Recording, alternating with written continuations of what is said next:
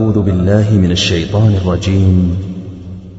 يا أيها الذين آمنوا ما لكم إذا قيل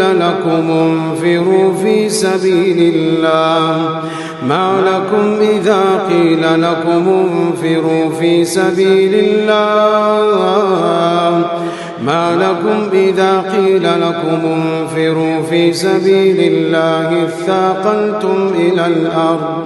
أرضيتم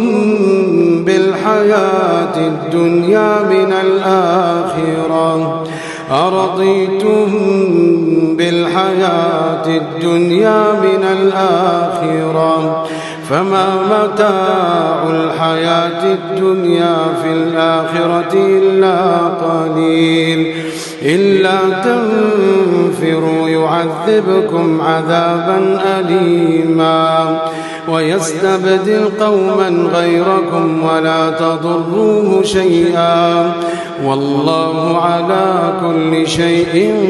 قدير إلا تنصروه فقد نصره الله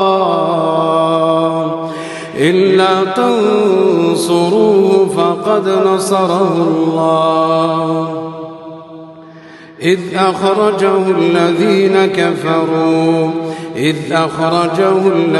كفروا ثاني اثنين إذ هما في الغار إذ يقول لصاحبه